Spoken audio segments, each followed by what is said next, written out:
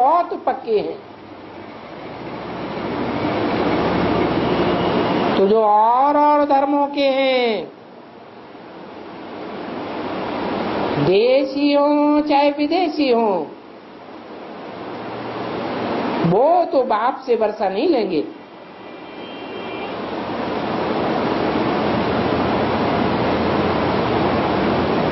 बच्चों को अपना ख्याल करना है कि हम बाप से वर्षा कैसे लेंगे, और वर्षा भारतवासियों को ही लेना है।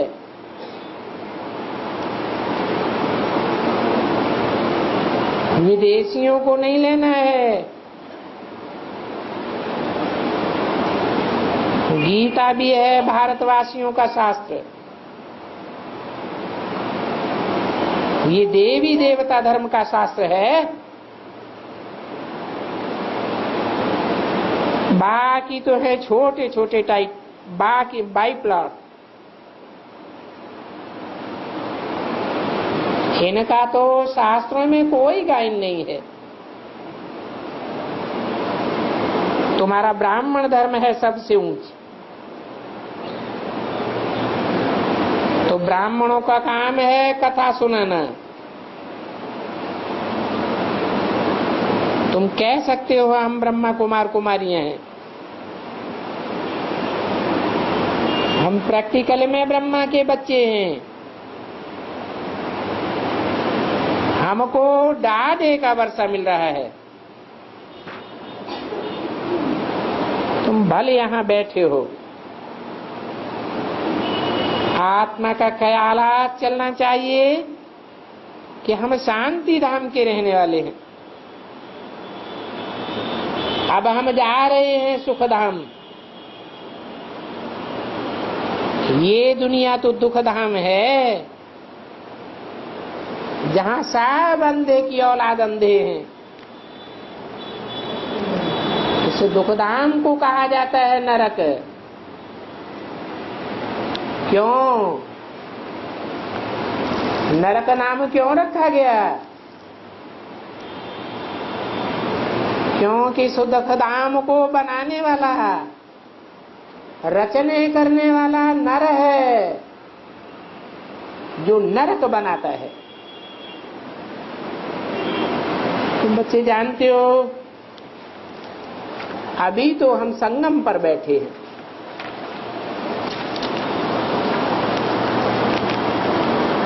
हम संगम युगी ब्राह्मण हैं,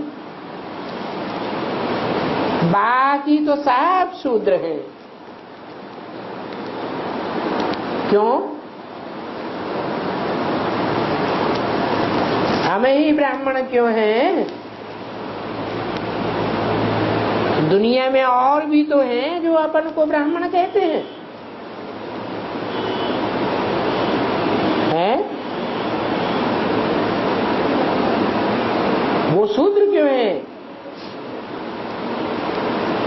उन ब्राह्मणों से पूछो, तुम अपन को ब्राह्मण कहते हो तो तुम्हारा ब्रह्मा कहाँ है? कहेंगे सूक्ष्म वतन में है। अब तुम्हारा बाप सूक्ष्म वतन में है तो तुम यहां कहां से आ गए? तो तुम कह सकते हो हम तो प्रैक्टिकल में ब्रह्मा की औलाद हैं, हम प्रजापिता ब्रह्मा की औलाद हैं। जब तक इस सृष्टि पर 500 करोड़ की प्रजा है, तब तक प्रजापिता भी इस सृष्टि पर मौजूद रहता है। तो तुम ब्राह्मण हो क्योंकि तुमको प्रजापिता ब्रह्मा का पता है, बाकी तो सब शूद्र है। 4:66 की वाणी का चौथा पेज। वो भक्त लोग तो समझते हैं कलयुग की आयु अभी 40,000 वर्ष पड़ी। वो तो सब गपोड़े मारते रहते हैं। इसलिए बाप कहते हैं ये सब शास्त्र झूठे हैं। इन शास्त्रों को झूठा कहने से कईयों को तो आग ही लग जाती है। बाप खुद कहते हैं ये वेद शास्त्र आज ये सब भक्ति मार्ग के हैं।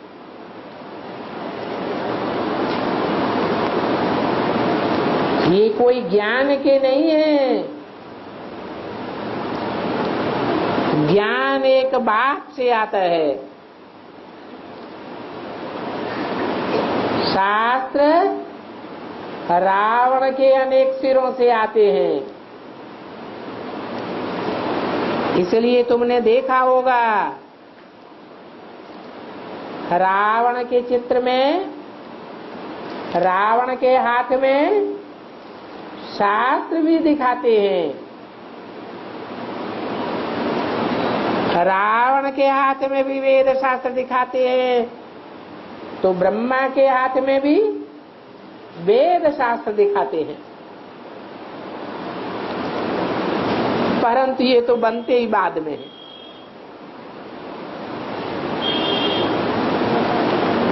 बाद में बनते हैं। तो शूटिंग भी वेद शास्त्र बनने की बाद में होती होगी या पहले होती होगी? जरूर वेद शास्त्र शूटिंग पीरियड में भी बाद में बनाए जाते हैं।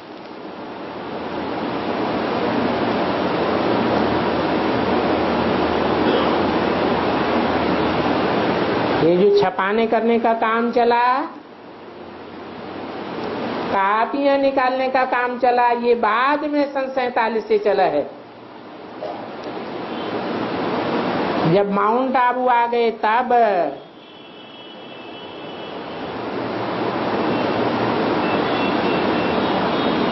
ईश्वरीय वाणी में तो ये बात आई है कि पहले बाबा मुरली नहीं चलाते थे।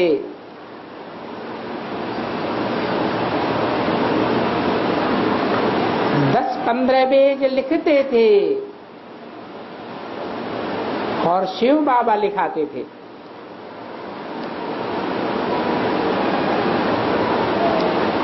जो यादगार शास्त्रों में भी आई है। क्या यादगार है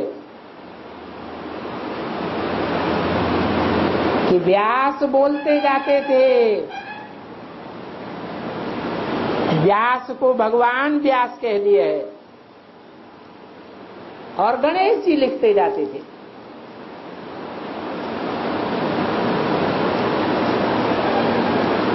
तो बाप कहते हैं ये वेद शास्त्र बाद में बने हैं, ये सतयुग में तो होते ही नहीं है। तुम शिवालय में रहते थे, वो शिवालय है शिव बाबा का स्थापन किया हुआ स्वर्ग, जिसमें देवी देवताएं रहते थे।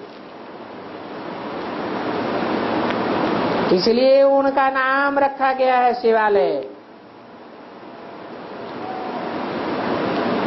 इस दुनिया को कहा जाता है वैश्यालय। ये पतित दुनिया है ना, इसलिए वैश्यालय शब्द के आगे विष लगा हुआ है। तुम समझते हो हम शिवालय अथवा राम राज्य में जाते हैं। ये शिवालय अथवा स्वर्ग कहो, ये स्थापन किया है शिव बाबा ने। शिव आलय, आलय घर को कहा जाता है, अर्थात शिव का स्थापन किया हुआ घर। स्वर्ग इसलिए कहते हैं कि स्वर्ग सिवाय बाप के और कोई दुनिया में स्थापन नहीं कर सकता।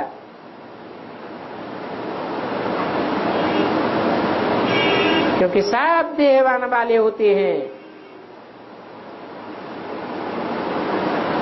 स्वस्थिति में सदैव रहने वाला एक ही बाप है जो स्वर्ग स्थापन करते हैं। ये वैश्यालय तो स्थापन किया रावण ने, इस समय सब वैश्यालय में रहने वाले हैं। तुम अब वैश्यालय से निकल संगम पर खड़े हो। इनको संगम युग कहा जाता है। शिव बाबा तुमको शिवालय में ले जाने के लिए पुरुषार्थ कराते हैं। बाकी और मनुष्य तो वैश्यालय में ही है। उन विचारों को शिवालय का पता ही नहीं है। ये भी जब मानते हो शिवालय से वैश्यालय में आने में 84 जन्म लगे, अभी हम चल पड़े हैं। हमारा योग बुद्धि का शिवालय से है, फिर हम आवेंगे शिवालय नई दुनिया में। ये भारत ही शिवालय और वैश्यालय कहा जाता है, और कोई खंड को ऐसे नहीं कह सकते हैं। बच्चे कहते हैं याद भूल जाती है। अभी बाप को याद करना तो बहुत सहज है, अति सहज है। बाप की याद से वर्षा जरूर बुद्धि में आवेगा। तुम बच्चों की बुद्धि में है कि हमारा बड़ा बाबा है।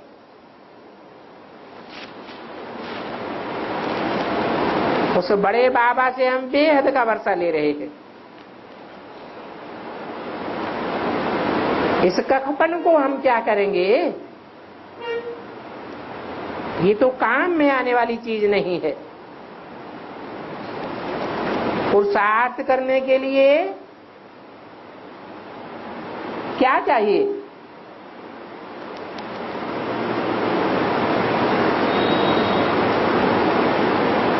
सिर्फ पेट को खाना चाहिए, और पेट कोई ज्यादा नहीं खाता है। पेट को चाहिए 2 रोटी। वो भी लोग क्या खाते हैं? सिर्फ रोटला खाते हैं। 2 रोटला खाने में क्या खर्चा होगा?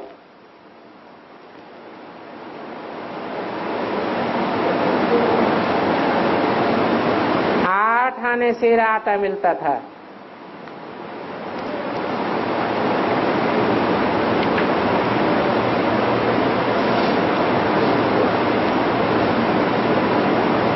एक सेर में 16 रोटियां बनती हैं।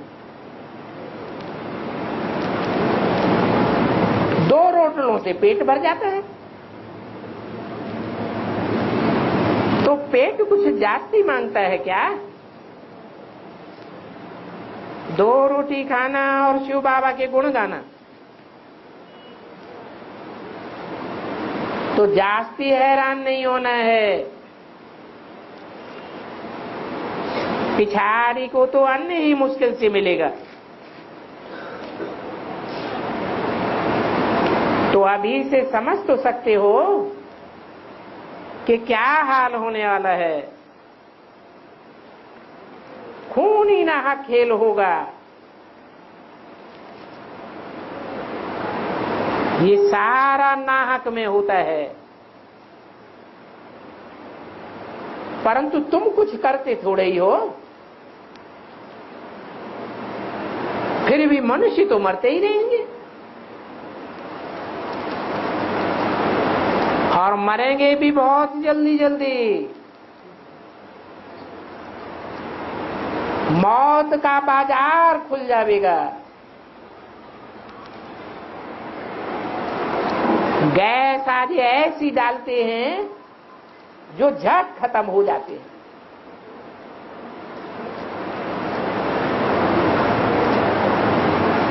देखो भोपाल के गैस कांड में कितने मरे।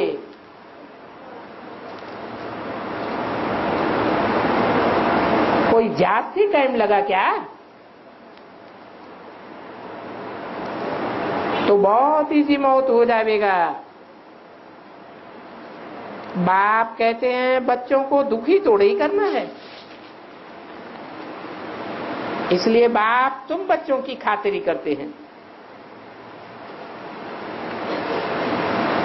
तुमको तो बिल्कुल खिजाना नहीं पड़ेगा,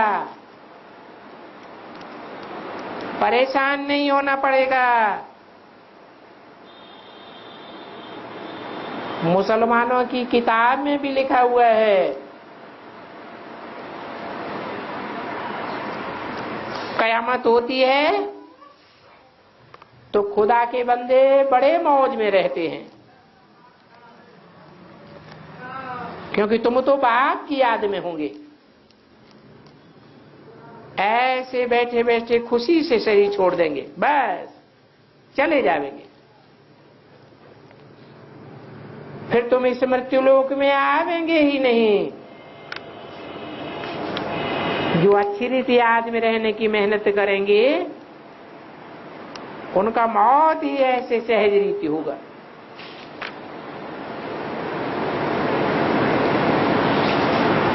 तो अंतमते सो गते हो जाएगी। मेहनत सारी याद में रहती है,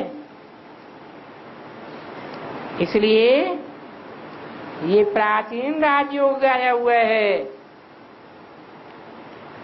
तुम बच्चों को देही अभिमानी बनना है।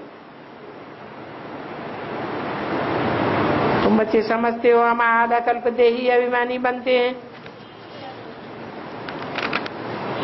अब फिर इस जन्म अंतिम जन्म में देही अभिमानी बनते हैं। तो इस अंतिम जन्म में थोड़ी मेहनत लगती है और है भी बहुत सहज। बाप कहते हैं मुझे याद करो तो तुम मेरे पास आ जाएंगे। पक्की याद ठहर जाए, जैसे आशुक माशुक की याद होती है। रहो कहीं भी परंतु बाप को याद करो। मोस्ट बिलीव्ड बाबा है ना, तो अभी जाना है अपने घर। आत्मा कहती है हमारी अब पीठ वैश्यालय की तरफ है और मुख शिवालय की तरफ है।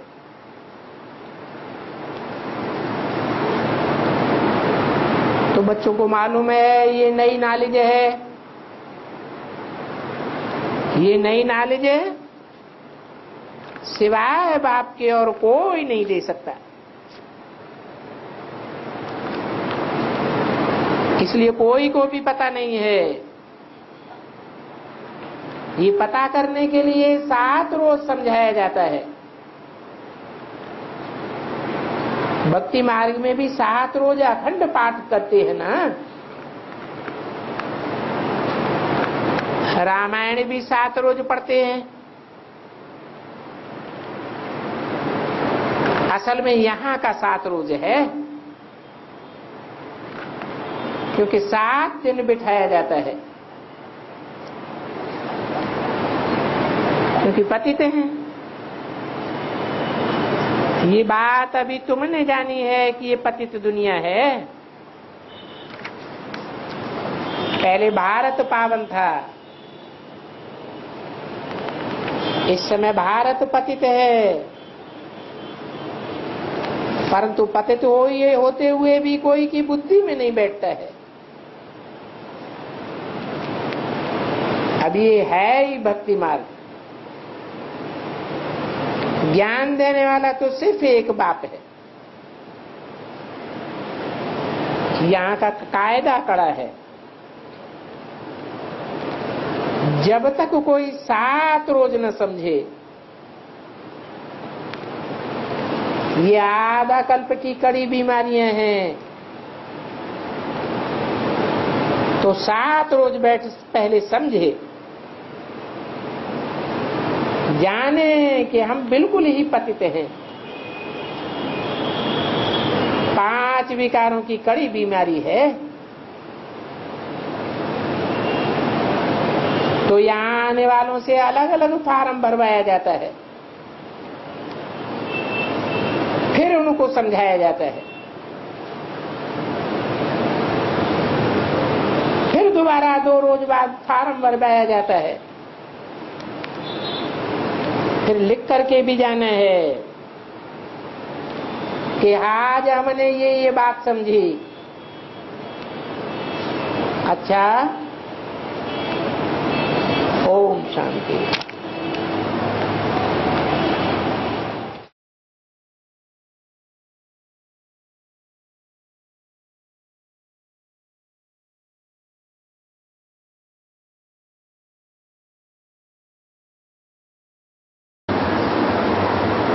आपने 2 पक्ष सुने होंगे, कृष्ण पक्ष और शुक्ल पक्ष।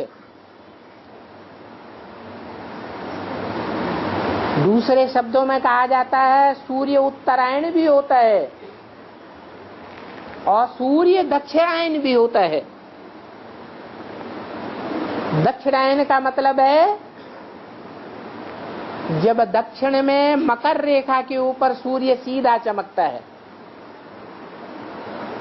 तब दक्षिण भारत में दिन बड़े होने लगते हैं और उत्तर भारत में दिन छोटे होने लगते हैं। इसका मतलब सूर्य जब उत्तरायण में आता है तब भीष्म पितामह जैसी आत्माएं, भीष्म प्रतिज्ञा लेने वाली आत्माएं अपना शरीर छोड़ती हैं। दक्षिणायन सूर्य होता है तो शरीर नहीं छोड़ती है। ऐसे ही शुक्ल पक्ष और कृष्ण पक्ष, इनका भी हिसाब है। शुक्ल पक्ष का कनेक्शन सूर्य से है और कृष्ण पक्ष का कनेक्शन चंद्रमा से है। चंद्रमा का धूमिल प्रकाश होता है। निश्चयात्मक कोई बात नहीं होती है। जैसे बेसिक में मुरली सुनते थे तो सब बातों का निश्चयात्मक जवाब मिलता था, यह बहुत बातों में अनिश्चय आता था, बहुत बातों में अनिश्चय आता है। तो वो धूमिल प्रकाश हो गया चंद्रमा का। उसे चंद्र पक्ष कहो, कृष्ण पक्ष कहो।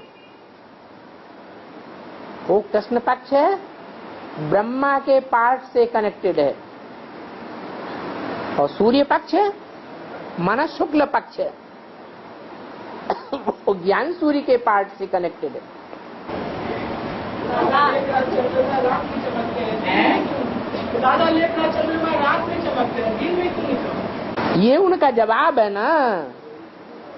रात में चमकते हैं, रात में रोशनी मारते हैं, तो ज्ञान सूर्य का पार्ट रात में चलता है या दिन में चलता है? दिन में चलता है। तो रात में जब चंद्रमा का पार्ट चलता है उस समय सूर्य का पार्ट नहीं चलता है, सूर्य की रोशनी नहीं होती है। और जब सूर्य की रोशनी होती है, जिसे कहते हैं गुड मॉर्निंग कि गुड नाइट कहते हैं, तो जब सूर्य की रोशनी होती है उस समय चंद्रमा निस्तेज हो जाता है। एडवांस पार्टी में सूर्य की रोशनी काम करती है या चंद्रमा की रोशनी का प्रभाव पड़ रहा है? बाबा, मेरे जुगल के साथ ऐसा प्रेत आत्मा है, जुगल के साथ ऐसा प्रेत आत्मा है जो कभी मेरे जैसा बन जाता है और कभी लड़की बन जाती है। आ रही है आवाज, ये पंखा की आवाज ज्यादा डिस्टर्ब करती है। जुगल के साथ ऐसा प्रेत आत्मा है जो कभी लड़की बन जाती है तो कभी मेरे जैसा बन जाता है, कभी जेंट्स बन जाता है उनके जैसा, और उनके जैसा बनता है तो जैसे मैं अकेले दरवाजा बंद करके सो जाती हूँ तो मेरे पास भी आ जाता है, और लड़की बन करके कभी औरत बन करके उनको ले करके बाहर भाग जाता है। ऐसा क्यों करता है? प्रेत आत्मा के विषय में पूछ रही है। प्रेत आत्मा जो लड़की बन के छीन जाती है, वो तो बहुरूपी है, मायावी है। जो मायावी आत्माएं होती हैं वो कोई भी रूप धारण कर सकती हैं, सबके सामने नहीं। भय का भूत होता है, जो डर जाते हैं उनके लिए भूत प्रेत होते हैं। बड़ा बड़ा आदमी छोटा बच्चा बन गया। तो बाबा वो कैसे जाएगा उनके पास से? वो भूत प्रेत आत्माएं सबको नहीं दिखाई देते हैं। क्या भय का भूत बताया है मुरली में? जो भयभीत हो जाते हैं उनको ही वो भूत दिखाई पड़ते हैं। जैसे मैं सोई भी रहती हूँ बाबा, तो 3 बार उसमें कोशिश किया है गला दबाने का। जब मेरा नींद खुल जाता है तो फिर भाग जाता है, देख लेती हूँ उसको, उसके बाद वो खत्म हो जाता है। यहाँ तक कि वो खाना बना के नहीं रख देता है उनके लिए, किचन में चावल नहीं रहता है और खाना बना के रख देता है। तो क्या ये झूठ है? अरे ब्रह्मा बाबा झूठ हैं कि सत्य हैं? सत्य है। ऐसे ही भूत प्रेत आत्माएं भी सत्य हैं। तो वो कैसे उनको छोड़ेगी बाबा? कैसे छोड़ेगी? वो उनका हिसाब किताब जब आपके साथ पूरा होगा तो छोड़ देंगे। ऐसे तांत्रिक लोग और भगत लोग से भी दिखा तो नहीं जाता है। इसीलिए तो गीता में बताया है, जो भूत प्रेतों के उपासक हैं वो भूत प्रेतों से प्राप्ति करते हैं। जो देवताओं के उपासक हैं वो देवात्माओं से, ब्रह्मा जैसी आत्माओं से प्राप्ति करते हैं। जो मेरे उपासक हैं, मेरे नजदीक आने वाले हैं, बैठने वाले हैं, वो मेरे से प्राप्ति करते हैं। तो 63 जन्मों में आपने कुछ हिसाब किताब जोड़ा होगा। उनको पूरे कंट्रोल कर लेता है बाबा। जब वो नहीं रहता है तो हमको ज्ञान भी सुनने देते हैं और कहीं जाने से भी नहीं रोकते हैं, और जब वो आ जाता है तो हम पर हम बंधन में बांध देता है। आपने जैसा उनके साथ 63 जन्मों में हिसाब किताब जोड़ा है वैसा ही प्रतिफल आपके सामने देता है। अब आपको भगवान का रास्ता मिला हुआ है तो आप चाहें तो आत्मिक स्मृति में रह सकते हैं। शिव बाबा की याद में रहेंगे तो वो भाग जाएगा। हम पांडा बहुत यार क्लास करने के लिए अचानक पैर जैसी मोटा हफ्ता करता बैठा और हमारे और ऐसे उछला हमारा ये पूरा दिल से अच्छा हो तो 63 जन्मों का तुम्हारा हिसाब किताब कोई भूत प्रेतानी आत्मा के साथ है? पकड़ने की कोशिश की, भाग गया। हाँ,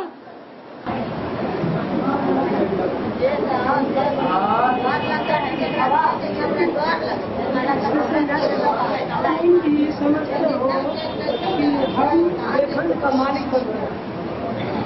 तुम भी समझते हो कि हम बेखंड का मालिक बनते हैं। मुरली का पल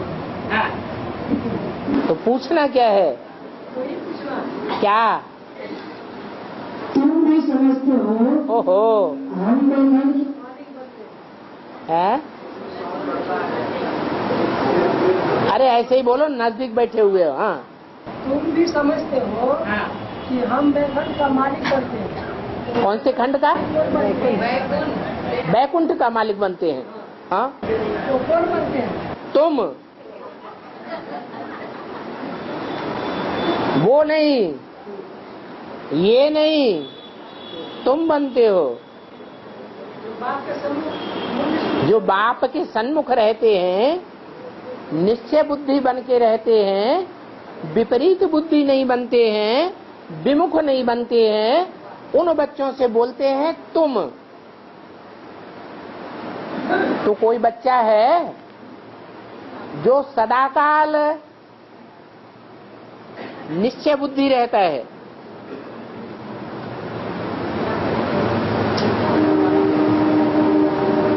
कोई बच्चा है या नहीं है? हैं?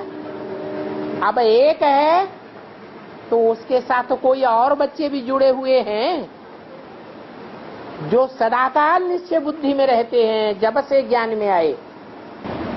बच्चे कितने जुड़े हैं बाबा? कितने जुड़े हुए हैं? जो जुड़े हुए हैं वो ही गाई जाती हैं भक्ति मार्ग में शिव की अष्टमूर्तियां, अष्टदेव के रूप में पूजे जाते हैं। और बाबा चर्चा में लोगों को बहुत भीड़ हो रहा है, बहुत लोगों को भीड़ लग रहा है। जागो जागो महादेव, जागो जागो महादेव का नारा लगाते हैं। हाँ, भक्ति मार्ग में। जी, भक्ति मार्ग में भाई हरितना के माध्यम से, भाई हरितना जो हरिनंदन भाई है ना, उनके द्वारा ही इस चीज को आगे बढ़ाया गया है। तो 3 सूत्र दिया गया, उसमें पहला सूत्र दया मांगना। पहला सूत्र है दया मांगना, दया मांगना शिव से, दया मांगना जी। और दूसरा सूत्र है 108 का ओम नमः शिवाय का जाप करना। और तीसरा सूत्र दिया है कि जो उसे बेनिफिट हो लोगों को बताना है, और उसमें खान पीन का कोई विवेक नहीं है। मैंने जो इच्छा है सो खा सकता है। अच्छा, लोगों को काफी गर्मी से पूरे भीड़ हो रहा है। अंडा मछली शराब कुछ भी खाए, वाह, क्या उसको मुक्ति या जीवन मुक्ति मिलेगा? नहीं। बाबा का क्या राय है? आपके बाबा का आपको श्रीमत मिली है अंडा शराब कुछ भी खाओ? भी अंडा शराब मछली खाने से स्वच्छ बनेगी या वेजिटेरियन खाने से बुद्धि स्वच्छ बनेगी? अन्न दोष और संग दोष लगता है या नहीं लगता है? तो कहाँ से स्वर्ग में आ जाएंगे? बाबा को ही जैसा अन्न वैसा मन बनेगा। अन्न अगर राक्षसी है, जानवरों का है, तो मन भी जानवरों जैसा बनेगा। जो खूंखार जानवर हैं, खून पीने वाले जानवर हैं, वो मनुष्य जाति में कोई खून पीने वाले होते हैं या नहीं होते हैं? ये बेहद के संकल्पों का खून है। जो दूसरों के संकल्पों का खून पीते हैं वो स्वर्ग में पहले कैसे जाएंगे?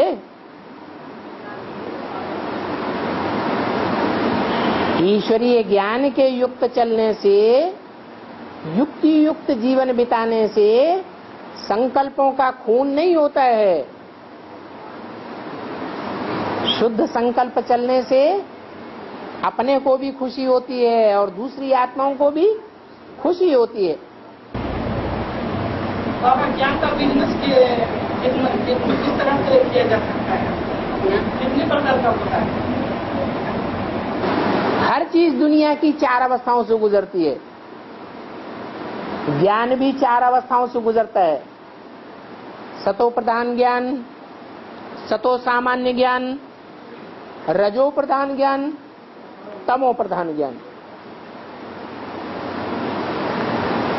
ज्ञान सुनाने वाले भी 4 प्रकार के होते हैं।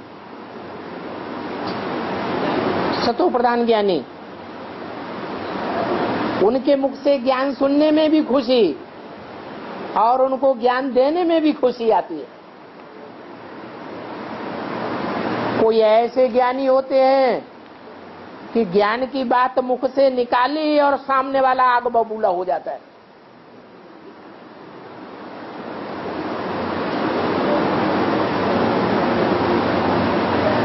जो वाइब्रेशन का ख्याल नहीं रखते, ज्ञान सुख देने के लिए है या दुख देने के लिए है? सुख देने के लिए है।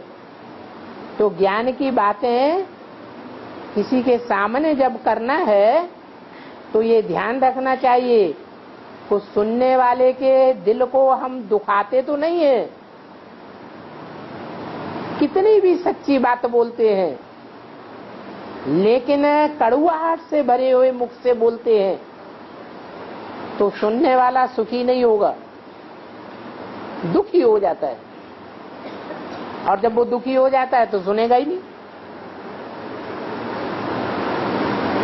और बाबा कभी कभी ऐसा लगता है कि बाबा तो बहुत ज्यादा है, बाबा के बिना रह नहीं सकते।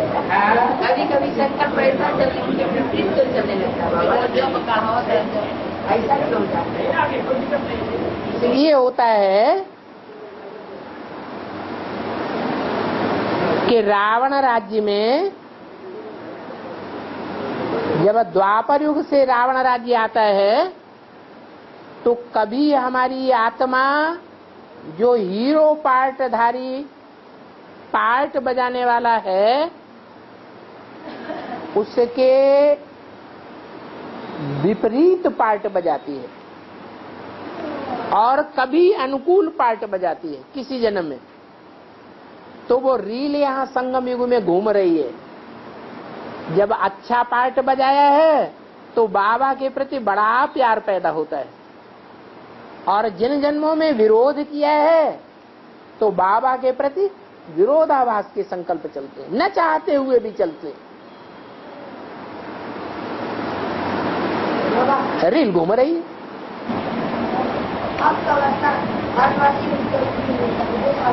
भारतवासियों को बाप का वर्षा इसलिए मिलता है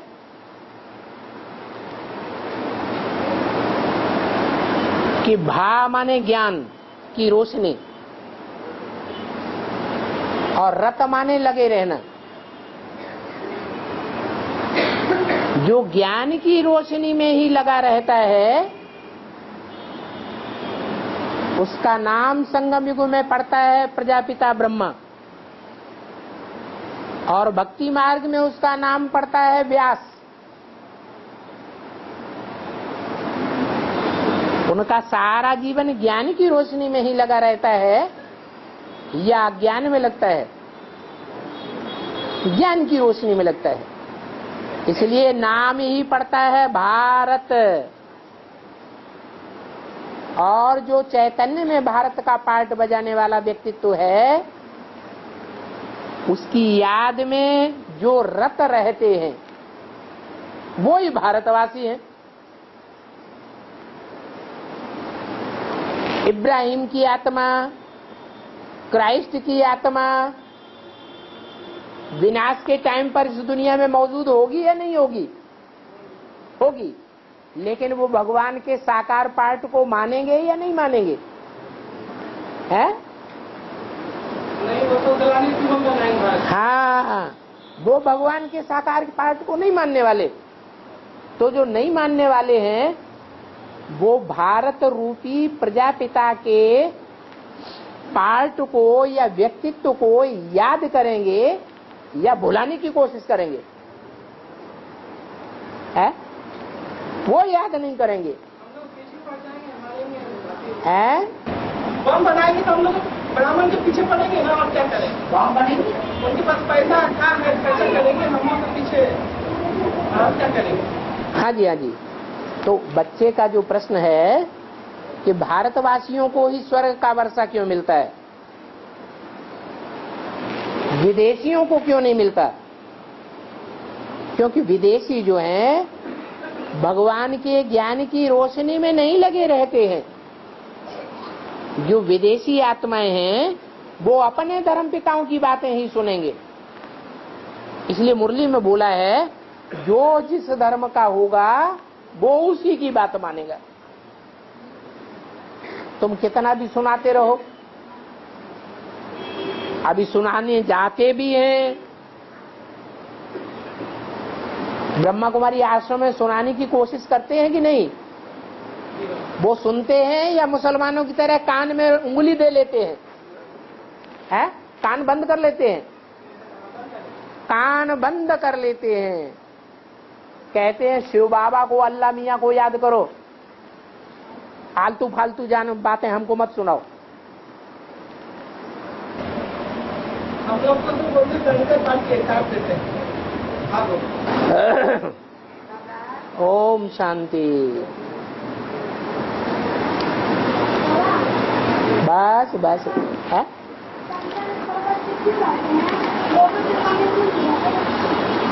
ऊंची स्टेज को पर्वत कहा जाता है।